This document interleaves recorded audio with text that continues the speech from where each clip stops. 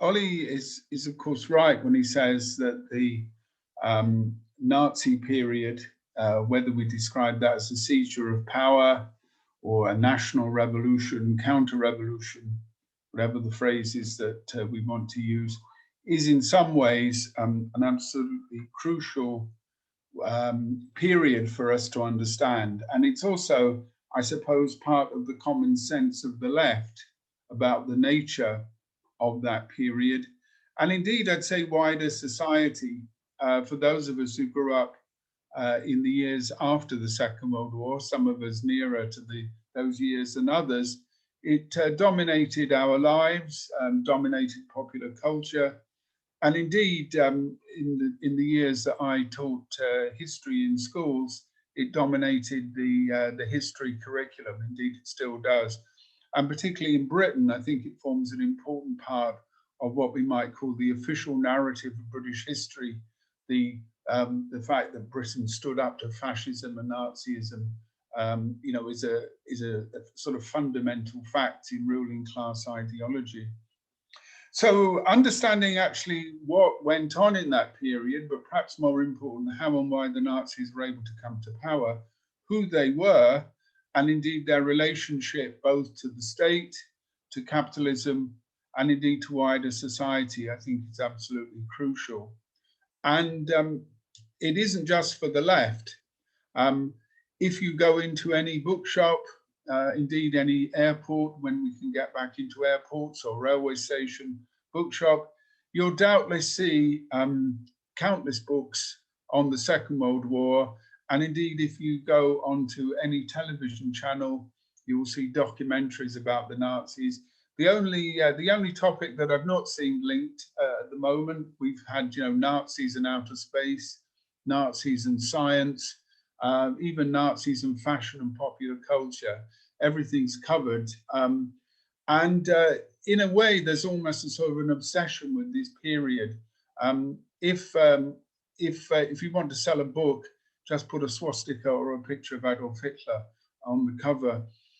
In preparing for this talk, I went into the university library, and again, I found rows and rows and rows of books on this period. So what I want to try to do today is to look at some of the explanations for Nazism, and particularly to talk about the relationship with the early period with the later period. And I think it follows on very well from last night's discussion on Italian fascism. And indeed, some of the questions that came up there about why the working class movement didn't put up more of a fight or a different type of fight, but perhaps above all, how people identified fascism and tried to understand it, I think will come up here as well. Except, of course, by 1933, there had already been 11 years of a fascist government in Italy, although, as David argued last night, I think fairly convincingly, that fascism was an incremental process, and it's probably not until about 24, 25, with the Acerbo law and the death of Matteotti, that we can maybe talk about a consolidation of the fascist regime. In fact, indeed, as late as 1928, 29, in terms of the restructuring of the parliamentary system. But that's Italian fascism, and I'll move back to Nazism. It wasn't, though, just that by 1933, people had a certain historical experience. Even at the beginning of the Nazi rise to power, again, notice the sort of terminology that just creeps in, even Adolf Hitler himself, and indeed others in Germany in 1923, at the time of the Beer Hall Putsch, modeled it to a certain extent on the March on Rome. The phrase, the March on Berlin, deliberately taking the Mussolini experience, was widely used. And indeed, that idea of a march has a sort of revolutionary connotation. And I think in several European countries in the interwar period, the idea of the march on the capital was quite important. So in some ways, there is a sort of a model of fascism. And indeed, if you look at the the various theorizations, academic theorizations of fascism, you do get this sort of discussion of comparisons of, for example, the emphasis on paramilitarism, the emphasis on the leader, the so-called Führerprinzip, the focus on race, military power, various stylistic elements. And again, the aesthetics of fascism and Nazism have been endlessly analyzed and indeed parodied. The very amusing satirical film, The Producers, which tried to turn the Nazi period into a flop musical, made a comparison between the Busby Berkeley choreography and Nazism. And indeed, the whole aesthetic of fascism has been intently studied. And I think that is, one, not accidental. It does have a certain significance, which I will try and draw on later. So what I'm going to do is to divide the talk broadly into three sections. One is really to sort of trace the emergence of the Nazis. Secondly is to look at their trajectory into power. And then thirdly, to try and discuss some reasons for their success and maybe the failure of the forces arraigned against them. I will attempt to try and do a share screen shortly. And let's see if this works. It's actually some election results in Germany between 1924 and 1933. And these are taken from the excellent site, the Marxist Internet Archive. And I really would recommend that comrades go and have a look on that, not just for this subject, but indeed for many others. There's a mass of material there. And although it isn't comprehensive, or rather it is comprehensive in conventional terms, it is a good guide and a good entree for many of these topics. Now, where I think we really need to begin is to look around the events of November 1923, the so-called Rehearsal Purge. It's a rather unfortunate title because it does have the sort of connotations of a bit of a punch-up in your local pub, a little bit like the Easter Rising taking place in the General Post Office. You think it's just a bit of a squabble over stamps at the counter. And of course, the beer hall in question, the Bürgerbräu Keller in Munich, holds about 3,000 people. So it's a fairly large hall. It isn't just your corner pub. And it is in many ways the end or part of a whole series of revolutionary and anti-state movements which are taking place in Germany in 1923. Because of course, not only do we have the Nazis movement, but we also have communist insurrections in Hamburg and in central Germany, in Thuringia and in Saxony. And of course, we've got the intervention of the French, the occupation of the Ruhr from January 1923. And we've got, in a sense, a semi-revolutionary, pre-revolutionary situation. How we characterize that, I think, is interesting because, of course, the communist insurrections and the way that the state dealt with communist participations in government in Thuringia and Saxony and the attempts at an insurrection in Hamburg, all, I think, sort of point to the fundamental instability of German society. So the rise of the Nazis is not does not take place, for example, in a well-ordered, stable society. It comes from a society which has been crushed by the war. It comes from a society facing a whole host of social and economic crises. The great inflation of 1923, which again, every school child now knows from the pictures in their books of people making, or children making kites out of Reichsmark notes, or people going off to the shops with a wheelbarrow full of money.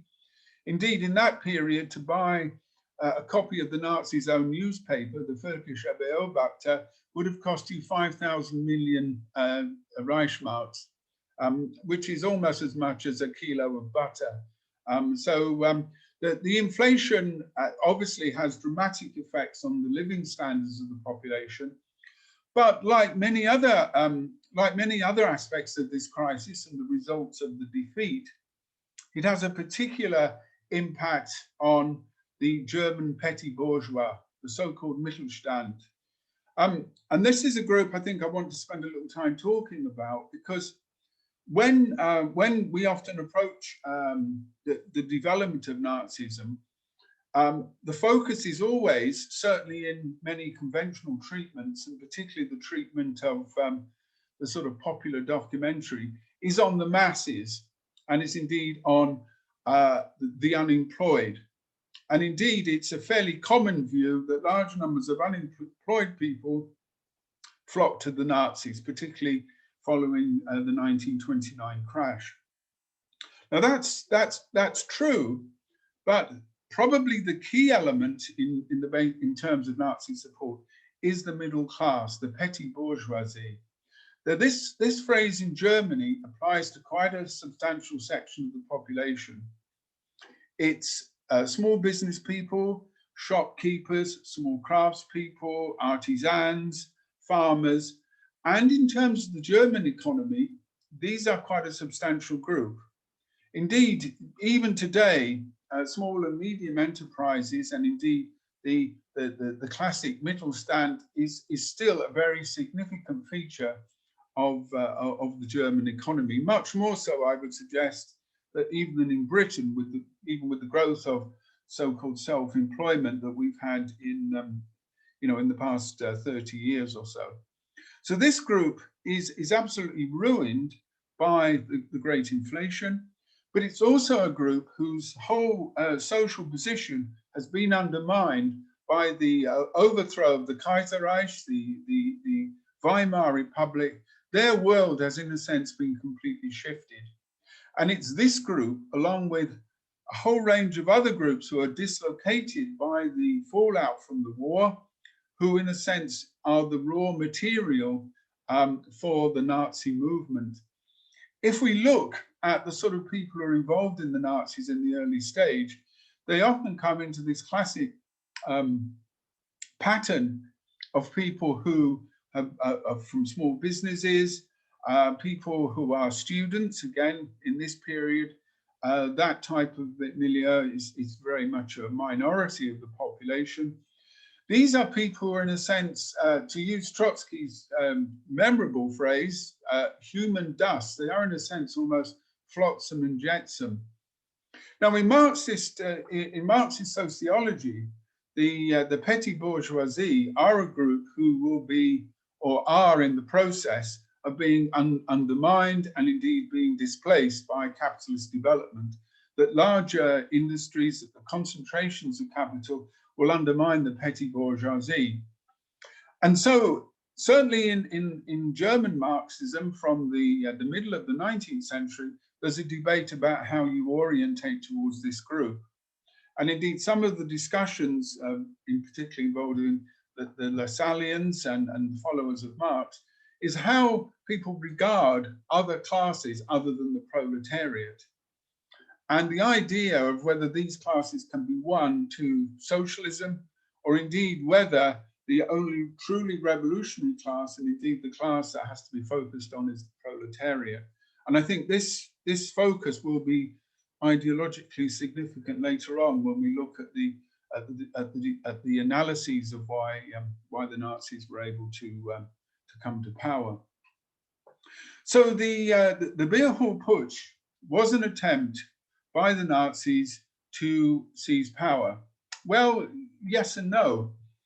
In the years before the putsch, even before the great inflation, Bavaria in southern Germany had been really quite a center of right-wing anti-republican feeling. Indeed, it had become a sort of safe house for all sorts of reactionaries, many of whom had come from other parts of Germany and were given quite a welcome. So the state government of Bavaria was right-wing. Indeed, many of its leaders wanted a return to the monarchy. And so what you have is not only a fertile breeding ground in terms of social and economic conditions, and in particular the dislocation caused by the war and the Weimar Republic and so on. A lot of important contextual factors there. But you also have a group in control of the government in Bavaria, and indeed forming the dominant local ruling class, who are vehemently opposed to the Republic. And indeed, the idea of attempting to overthrow the government by these sections of the ruling class was not only not unique to Bavaria, it wasn't particularly new. Last night, a comrade mentioned the cat putsch. And again, this shows that in the aftermath of the German Revolution and the development of the Weimar Republic, that the threats to the Republic came from the right as well as from the left, that the opposition to the Republic wasn't only from communists and from Marxists, it also came from the right, the remnants of the old regime, particularly around the army and particularly around parts of the state bureaucracy. And so you have the same situation in Bavaria. And this is where I think there is an idea of a dress rehearsal for what is going to come later on, because this shows the connection between a mass movement. The Nazis in 1923 had a paper membership of about 55,000.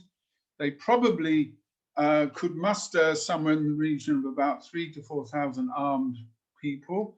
And by that, I mean properly armed with machine guns. They had very close links to the army. And indeed, this is again a key feature, the connections between the Nazis and the various elite groups, the various state groups.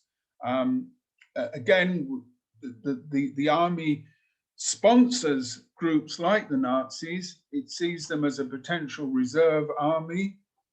And indeed, it foresees that at some stage it might be able to use them, not just in a war, but maybe for counter-revolutionary activities. So we see then, really from the beginning, this relationship between the Nazis and what we might think of as the ruling class or sections of the ruling class. And this, I suppose, leads to this debate about the nature of the Nazis and how far they're an autonomous movement, a movement that's engendered by the crises in German society, and how far they're an instrument of the ruling class, something that I'll come back to at the end. But I want to say that right at the beginning, the beer hall putsch encapsulates some of these contradictions. So the Nazis are developing, they're sponsored by the army. Indeed, Hitler himself is still formally attached to the army for about, I think, a year after joining the Nazis and rising to leadership. And the connections between the Nazis and sections of the army in Bavaria are quite strong. Now, the aim of the beer hall putsch was in a sense to try and link up with the Bavarian government and carry out a joint march on Berlin, using not only the paramilitary forces of the Nazis, but also using the state police in Bavaria and also sections of the Reichswehr that were based there. So when Hitler goes into the hall, he's going into the hall to try and arrest or control von Kahr, Lossow, Scheisse, a whole series of officials and government ministers and so forth. And he wants them to join with him and Ludendorff, the former First World War general, to lead this march on Berlin.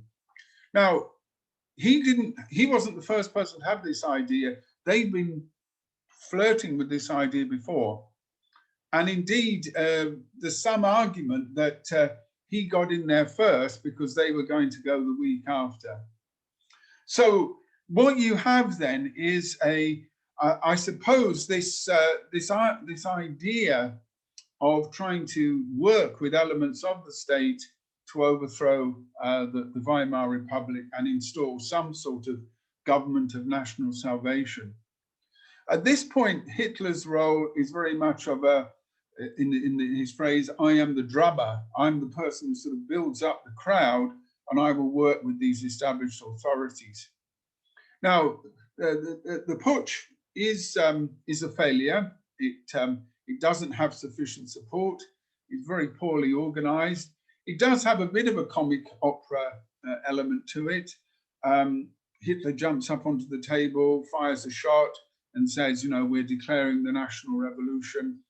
He goes off to organize said national revolution, leaving the government under the control of Ludendorff, the government ministers that he's arrested. Ludendorff accepts their word of honor as gentlemen that they'll go home and, you know, have their tea, and nothing will happen. They'll just await for instructions. So off they skip, and then they promptly organize a counter strike in which the Nazi putsch is contained. It's not entirely comic opera. 14 people die, and plus 2 policemen. But you know, in many ways, it's just one of a whole series of events which have taken place in Germany in that year. There was a similar attempt at a coup in Spandau, near Berlin. So it's you know, in many ways, it could just simply have passed into history. It didn't pass into history because at the subsequent trial, Hitler was allowed to make very long propaganda speeches. At one point, the judge allowed him to speak for 4 hours, which even for a session like this one is probably going to be a little long. And indeed, he was given a fairly lenient sentence. He was released by December 1924, and Ludendorff, who was also involved in the coup, was acquitted. So the whole approach of the Bavarian state towards the Nazis was one of great leniency. So I think that tells us something about the possible relationship between the Nazi movement and the state authorities, and particular sections of the army and sections of the old regime that had not been purged when the Republic had been created. The old regime, in many instances, remained largely intact. Indeed, in that revolution, the SPD, the Socialist Party, had come to an agreement with the army, particularly with General Groener, who will figure again later in some of the negotiations with the Nazis, that the army would cooperate with and would support the SPD if they were allowed to crush the Spartacus, the German communists. So you can see that really from the beginning, there is this orientation towards the ruling class. Now, the Nazis really start to come into their own as a movement on a widespread scale in 1928. And if we just skate down through these election results, we'll get an idea, first of all, of the variety of parties that exist in Germany. The Social Democrats, obviously, in May 24, the largest party, but the Nationalists, who would be, I suppose, monarchist, fairly right-wing, and that's another important issue I would like to stress here, is that there is quite a continuum of right-wing ideas and indeed links from a group like the Nationalists, the German National People's Party, particularly later under its leader Hugenberg, who is a fairly virulent right-winger, but is at that point not working with the Nazis.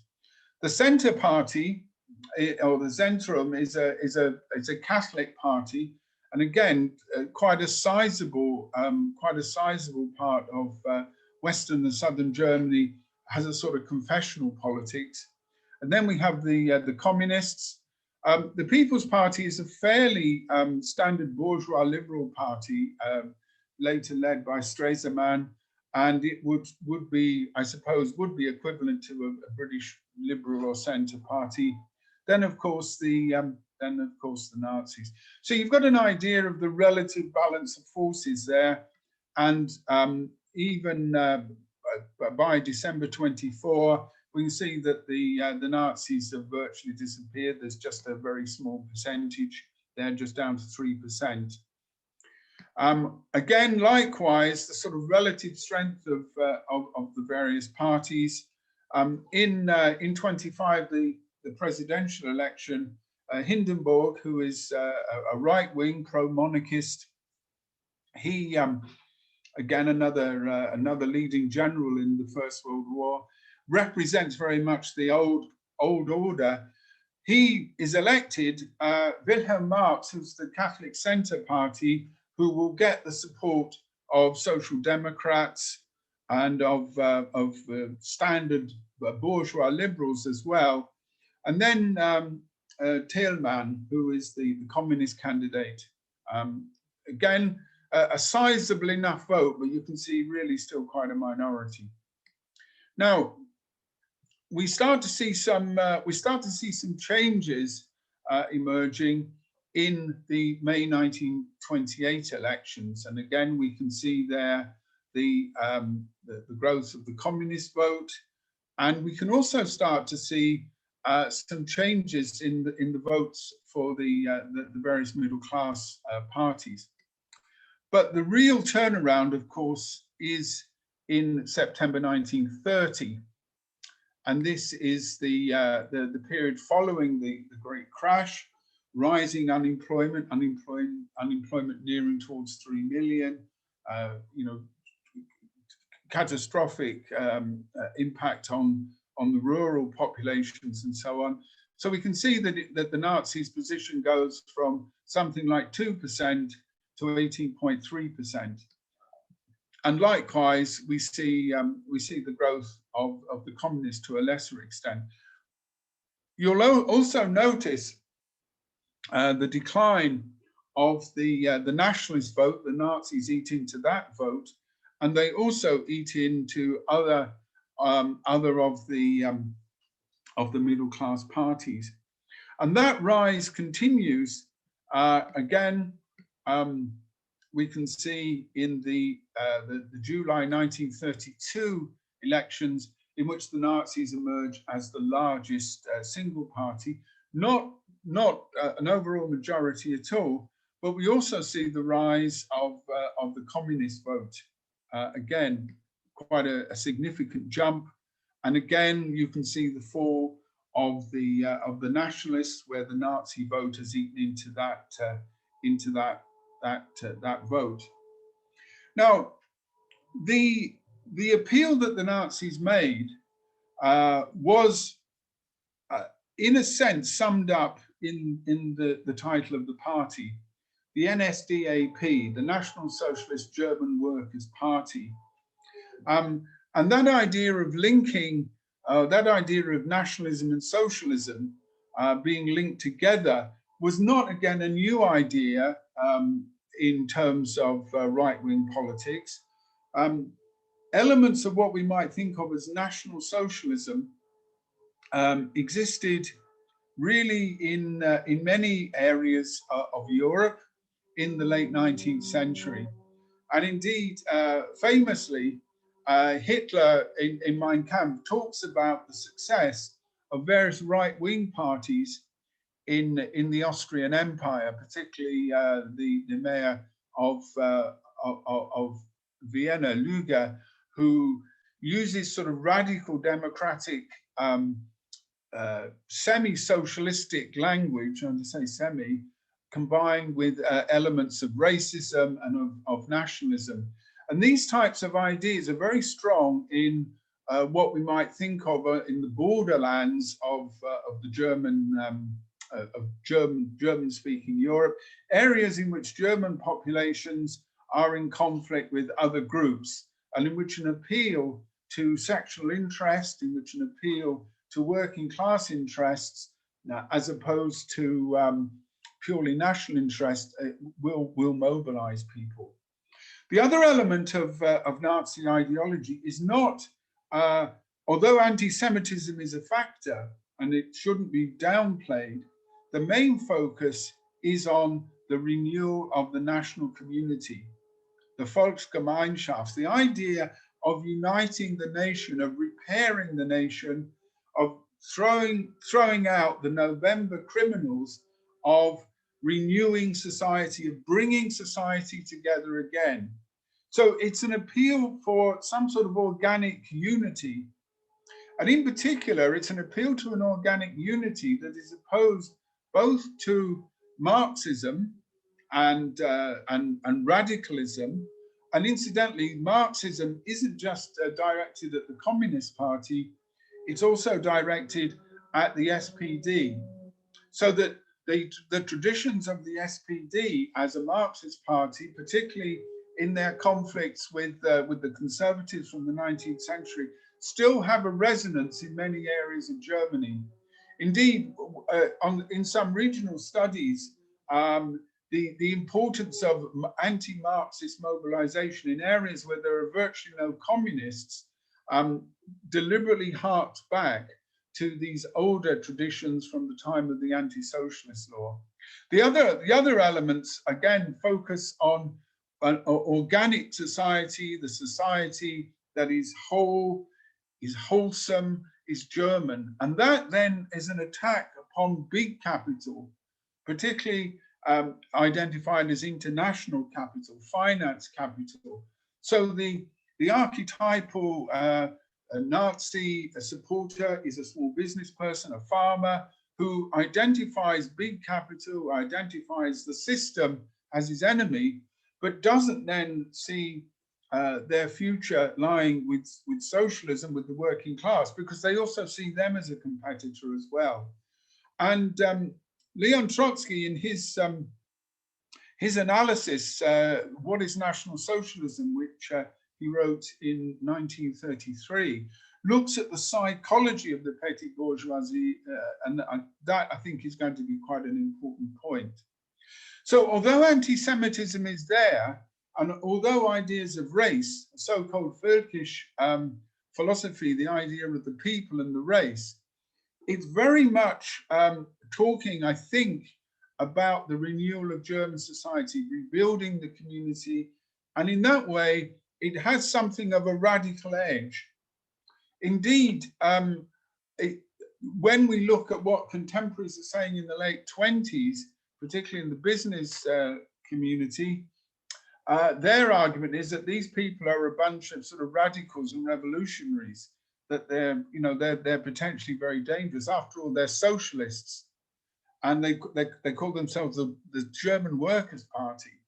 So you can see that that some of this rhetoric about the Volksgemeinschaft, and in particular the idea of the people, can be interpreted, in very much a left-wing way, if that's how you want to choose it. The other point about this movement is that it's got a number of strands and tendencies within it. And again, these do correspond to a sort of left and right. There is a type of left formation which historically has been identified with the Strasser brothers, Otto and Gregor. And this wants, in a sense, a type of national socialistic community. It actually believes, for example, in some of the socialist elements, in particular controls over big capital, in particular some of the expropriations of the larger estates, improvement in wages and so forth. And this type of plebeian politics almost, but again, very much appealing to the petty bourgeois, does find something of a home in the paramilitary formation, the Sturmabteilung, the SA, the brown shirts. And indeed, at various points, Hitler will face opposition within his own movement. Indeed, the Nazi movement is more fragmented and indeed faces more internal fissures than is often understood. Last night, when David Broder was talking about the tensions in Italian fascism, well, there were similar sorts of tensions in Nazism. Indeed, Goebbels, Joseph Goebbels, at one point was an opponent of Hitler's and referred to Hitler as a petty bourgeois friend of the reaction. which does have certain resonance, is quite correct, I think. But it was important, I think, to note that there were these left elements that often wanted Hitler, for example, to go further in his leftism, wanted to make inroads into capital, and indeed often argued that Hitler had sold out. And so there are often internal purges. One that is the one that we know of most of all is the purge of the SA in June 1934, so-called Night of the Long Knives, when a number of people are killed, and Hitler, purges the SA. But the similar things happened in the late 20s, and most notably in 1931, when a group of SA people from primarily from Eastern Germany, also in Berlin, actually occupied the Nazi headquarters in Berlin and put out a sort of rival paper, Die Angriff, which is Goebbels' Berlin paper. They took it over and ran more radical headlines. And Hitler had, in a sense, faced an internal battle there. The leader of that, Wilhelm Stennes, was forced into exile, and in one of those little historical anomalies, ended up as a military advisor to Chiang Kai-shek. He actually returned to Germany in 1949 when it was all over, after the defeat of Chiang Kai-shek. But that sort of tension, I think, is quite important. And in particular, on occasions, and this is something which in Trotsky's writings, which I think is very interesting, he refers to the pressure that Hitler is sometimes under to, for example, launch a putsch. So that in the summer of 1932, just as we're building up to that Nazi election triumph, many of his followers are saying, why bother with the election? Let's take over the government. Let's be revolutionary. Let's throw out the reactionaries. And Hitler brings those people in. So we've got then a number of different tendencies, I think, operating. The other interesting thing about the election results is where the vote is coming from. Again, a fairly standard view is that the Nazis picked up votes from unemployed people, and that the images of some undifferentiated group called the masses who turned to the Nazis. And indeed, the emphasis on, particularly in the documentaries, is this sort of mass appeal that the Nazis have. Now, again, substantial elements of truth in this, but if we look at where the Nazis gain the most in terms of election results, they gain the results in rural areas, they gain the results in northern Germany, and where they don't really break through is into cities like Berlin, the Ruhr, and parts of the sort of red belt in Saxony and Thuringia. In other words, that the Nazi appeal is predominantly to the petty bourgeoisie, to the rural populations, and only to some groups of urban populations, often admittedly amongst the unemployed. The areas which are strongest against them are those areas which are communist and socialist strongholds. And indeed, Berlin, even up until 1933, remains pretty hostile to them. It's not really their city, and indeed, in that sense, the idea that the German working class goes over to Nazism in those centers, I think, is inaccurate. The other group that they don't break through into is, again, the confessional groups of the voters the Catholic voters who remain with the Centre Party. So the Nazi vote can be, I think, fairly clearly understood. So by the summer of 1932, the Nazis have gained a very strong position. They're not an absolute majority, but they've really gained in support. And they've gained in support not only because they're offering a program of hope and a program directed towards this middle class. they're also gaining support because of what's going on in the streets. And this again is an important paradox, that we have as a strategy of fighting in the streets, but we also have a strategy of elections, and the two go side by side. And so the Nazis demonstrate their power, they demonstrate their willingness to do the job, to do whatever is necessary, not only by street fighting, but by seizing control of the streets. And in that summer of 1932, there are quite a few street battles. The most famous one, the bloody events in Altena, which is just a suburb of Hamburg. I think something like 18 people shot dead in fighting. And this is going on really all over Germany in this very tense period. So you've clearly got various dynamics at work here. Now, what is Hitler's strategy? What is he aiming to do? Well, one of the points about a dress rehearsal, I think, is that it does seem to work to some idea of a plan, a script. To continue with the theatrical analogy, it's the idea of we've got the play, we're now running through it, we know where it's going. Unless it's a sort of a Mike Leigh production where, or a Ken Loach production where the actors are given a basic story and then we'll just take it that way. And I think that in many ways, that latter approach is actually what Hitler is doing. One of the things about Hitler as an individual is very much his opportunism, but also his, in a sense, waiting on events.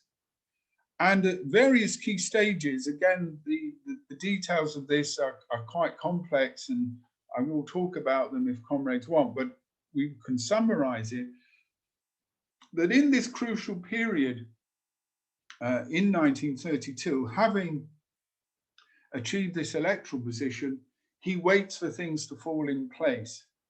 And he does this by reining in his followers. He also does this by approaches to business and also to bourgeois politicians. So the idea of the Nazi seizure of power, the idea of the national revolution is rather like Mussolini's march on Rome or taking power by sleeping car. It's a great slogan, but it's not actually what happened. In many ways, it does echo the beer hall putsch of attempting to work with elements of the established order and, in a sense, to work with those parts of the state that want to overthrow it or want to undermine it in that way. And of course, this is the central issue in parliamentary politics, which the electoral statistics will show. What essentially is going on here is that no party has an overall majority. No party can, in a sense, take control of the situation. And increasingly, what is happening in the German state is a series of political leaders who not only don't have a parliamentary majority, but actually don't have a great deal of legitimacy or indeed social power. Because the point about the explanation for what's happening is the idea of really quite a fundamental crisis in society and a fundamental crisis in the state. Yesterday, when we were talking about Italian fascism, we talked about what we might think of as normalization and normal bourgeois politics. Well, remember that the Weimar Republic was an outcome of the 1918 German Revolution. And that for many of the German capitalists, for many of the state bureaucracy and the army, the Weimar Republic was never their republic. Now, this I think goes back to, far back, not far back, but maybe 100 years back into German history in terms of the development of the German bourgeoisie, German politics in general, and its relationship with the Kaiserreich, with the Junkers and so forth. And particularly in the point that Marx makes about the cowardice of the German bourgeoisie in 1848 and its relationship to Bismarck. So there is, in a sense, a sort of historical pedigree. But by the summer of 1932, there is really very limited parliamentary democracy in Germany.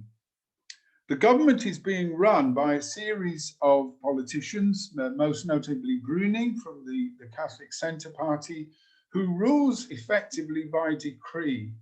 He uses Article 48, which gives the president powers to rule without a parliamentary majority for a certain period. Then the measures have to be brought back to the Reichstag and then for approval. But essentially, the normal conventions of parliamentary democracy are removed. And indeed, at other stages as well, the central government removes, for example, the social democratic government of Prussia. It, in a sense, clears the way for a rule by emergency power. And in a way, that means that what's going to emerge later in the Nazi period seems much less of a dramatic break. Indeed, in some ways, it sort of seamlessly moves in. And that's why I think at the time, some of the arguments from the KPD about social fascism and about this not being a qualitative break and not really being terribly different, had a certain validity for people who've been living through a political crisis in which there's no parliamentary majority, in which the government can't get a coherent policy together. Then ruling by decree, but now coming from the right, would not seem to be very different. Now, this is where sort of political intrigue and manipulation, becomes quite significant. And again, there are clear echoes of what Mussolini is doing with the liberal politicians in the same period. What we have here, however, are politicians on the right, a group around the president, von Hindenburg, his son Oscar, but also a number of careerists, in particular von Papen, who was another member of the Centre Party, who rules for a very short period, but is in general a sort of backroom figure trying to build coalitions. He tries to build a coalition with the Nazis. And also Kurt von Schleicher, the Minister of Defense, who again, he's also in the game trying to split the Nazis. In other words, Hitler is part of a political game, a set of maneuvers and manipulations, and he's throwing his cards down and using the mass movement that he's created. He's also negotiating and talking to other elements amongst the German ruling class as well. And what emerges from this by January 1933 is a coalition government that involves the Nazis. Now, before we get to that, I just want to sorry, I'm just having a technical problem. I'm not able to alter the screen, so I'll have to, I'm afraid, dispense with that for a second. So the Nazis, having in a sense risen to the heights in the summer of 1932, fall back. Indeed, Trotsky refers to the situation as being on a knife edge. He comes up with a very interesting analogy between a ball on a pyramid and says that it can fall one way or the other. And of course, this idea of the ball on the pyramid does, I suppose, point to the nature of this crisis, but above all, how we might analyze it and how we might analyze the social forces behind it. The nature of the crisis, I think, is significant, and it's really very important for us to try to understand how we might characterize this, because one of the problems at the time was whether you characterize this crisis as being really fundamental, as being serious, as indeed whether the Nazi movement, if it got to power, would result in the crushing of the working class movement and the ending of all sorts of democratic rights. The view that I've earlier expressed about the way that the rule by decree prepared the way for Hitler meant that for many people, the new coalition government that gave Hitler the chancellorship in January 1933, only 3 Nazis in the cabinet, and so on, that was really just the continuation of this further right-wing drift. But the other way I think that we might analyze it, and again, Trotsky does this in particular, is to look at the response of the communist and the socialist leaders about the situations creeping up on them. And for this, Trotsky and indeed later historians have really focused on what's happening to the German petty bourgeoisie. And in the contemporary writings, which again I think make very interesting reading, Trotsky talks about the role of the petty bourgeoisie and the role of the Nazis as a movement of the petty bourgeoisie, a movement that gains support from this grouping. Now, Trotsky's analysis is that the petty bourgeoisie in this period are radicalizing, have been radically destabilized by the political, social, and economic crisis. But he also sees them as a group that are ultimately incapable of independent action, and that they will either be pulled by the 2 great classes in society, the ruling class or the working class. And what he suggests is that the failure of the working class to act as a pole of attraction to pull the petty bourgeoisie in behind them, and he makes numerous historical comparisons with developments in the Russian Revolution, means that they can be mobilized against the working class. Now, this idea of their mobilization is, I think, an interesting one, because it's then their relationship to the ruling class, and indeed when the Nazis achieve state power, how they will use that. Because we know that the Nazi regime does crush the working class movement, and indeed that is the essence of fascism. It isn't just simply an authoritarian government. It isn't just reactionary laws. It is actually the physical destruction of the working class organizations and the atomization of the working class. And this, I think, can only occur in a period of great crisis. Now, was Germany going through such a great crisis? Last evening, when we discussed Italy, there was some discussion about whether there was really a potential challenge from the working class and the nature of that challenge. I would argue that in Germany, not only did we have the experience of Italy for people to discuss and to work on, but we also had Germany's revolutionary tradition, its revolutionary experience in the 20s, and of course from 1918. And although we might talk about the importance of the years 1920 and 21 in terms of the factory occupations and the red years and so forth, when you consider the enormous potential that the German working class had, it was the strongest working class in Europe, the strength of the communist and its social democratic traditions and so on. You could see that the ruling class would be afraid of that, and particularly of its further radicalization. You also have, I think, the geopolitics of its proximity to the Soviet Union, and indeed, I think, the way that the whole international context was changing as a result of the Great Depression in 1929. So the seriousness of the situation, I think, means even before the Nazis became a significant electoral force, that the ruling class was looking for stability, was looking for a solution. And they found that in the Nazis. Now, of course, what they didn't expect to do and what they didn't want to do was to hand over the state power to the Nazis and let them run amok. partly because of the various constitutional guarantees and the constitutional structures. In the words of von Papen, they believed that they'd hired Hitler, that they could contain him. We have forced him into a corner.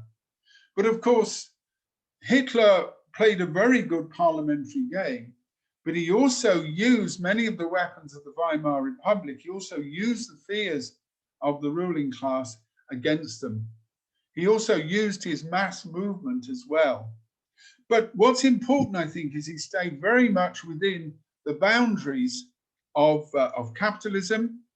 And although there is a considerable debate about relationships between the Nazis and big business, particularly when the Nazi regime was put in place, it's important, I think, that the Nazis did not make any serious inroads into capital, and that indeed the basic framework of capitalism was maintained. But above all, the function of fascism to smash the working class organizations and to do that decisively was clearly carried through. Now, much of the discussion has turned on how the socialists, the Social Democrats, and the KPD reacted to the Nazis. And again, I think comrades will be very well aware of the critiques of this, particularly from Trotsky, but also in subsequent years, the critique of the idea of social fascism, the idea that the SPD, as the props of the capitalist system, were upholding capitalism, and that in the famous phrase from Stalin, that they weren't antipodes, they were twins. And Trotsky does make that point that, yes, it's quite clear that capitalism does rely upon social democracy to maintain its control over the working class. But when that control starts to weaken, what happens then? What weapon will the ruling class turn to? In Trotsky's writings, there's some quite interesting comparisons with the Kornilov movement, which I know we're going to discuss this afternoon. And I think, again, this idea of characterization of movements is very important. Exactly what is the nature of the movement that we're facing?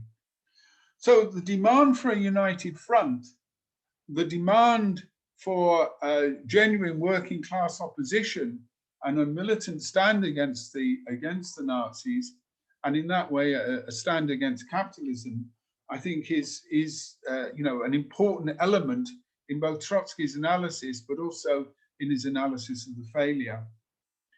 I think, though, what we also need to consider isn't just a little bit of a name calling and saying, well, the Stalinists and the Comintern told the KPD that they must, they must fight the Social Democrats, and that in a sense it was all part of the diplomatic policy of Stalin and of the Soviet leadership. I think there are some other independent elements working here as well. I've referred not only to the experience that German communists had of the SPD, but also that in many ways the SPD was, in a sense, the Weimar Party par excellence. They were the party that had, been very important in forming the Republic. And of course, throughout the whole period, their stress on legality, their stress on working within normal politics meant that they did not confront the Nazis. For example, when the state government of Prussia was overturned and it was replaced by a Reichskommissar, sort of just government by decree in Prussia, they took it to the courts. They didn't declare a general strike. They didn't protest. They didn't, above all, mobilize the working class population. And of course, by this point, by 1932, there had been close on 13 years of almost continuous upheavals. It had been a period of stability between 24 and 28, but essentially a whole series of defeats and, to an extent, a demoralization. And this is the point I would perhaps just like to finish on. One of the interesting things of Trotsky's writing on this is the way that he looks at the relationship between the working class parties, and the idea of revolutionary leadership. And in particular, the way that a movement has to convince and has to build, has to win over support. And his arguments are essentially that the German workers did not believe that the strategy of the communists was right, but above all, that the communists had failed to convince social democratic workers of the urgency of the situation. And that was, of course, because many of the German communist leaders themselves did not recognize the absolutely dire situation they were facing, and that they simply underestimated the strength and the nature of Nazism as a mass movement and overstated their own strength. That they believed that the respectable enough showings at the polls meant that they were, in a sense, on the up, and that even after the Nazis came to power, they believed that the Nazi regime would be unstable, that it would collapse, and that above all, that the workers would mobilize. So having suffered quite a crushing defeat, they would then be in a position, almost in a sense, the sort of whip of counter-revolution would lead them towards revolution. And I think those sorts of lessons around the relationship of political movements to the mass of the population, the working class, are absolutely crucial. And I think, this is why it deserves study. It also deserves study, and I'll just conclude on this point. It also deserves study because we have to understand the social basis of fascism as a mass movement directed against the working class. Fascism is not just racism. Fascism is not just extraordinary police powers. Fascism is not just ranting people who make racist and demagogic speeches. Fascism is a mass movement that aims to smash working class organization. It mobilizes the petty bourgeoisie and it uses it as a battering ram against the workers' movement. But it does so very much as an agency of capitalism.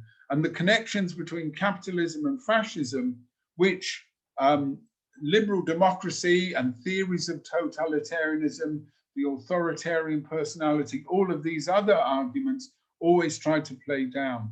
The emphasis is, in a sense, that extremism, something called extremism from left and right, is what undermined the Weimar Republic.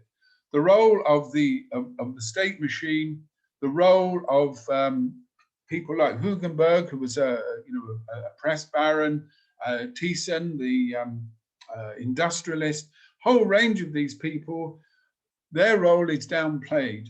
And I think what we have to look at is what's happening in the streets, but also what's happening in the chambers of parliament and indeed the drawing rooms of the capitalists and in the headquarters of the army. These are all elements which helped the Nazis come to power. There was no seizure of power by the Nazis.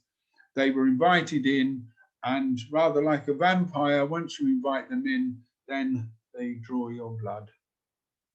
Thank you, comrades.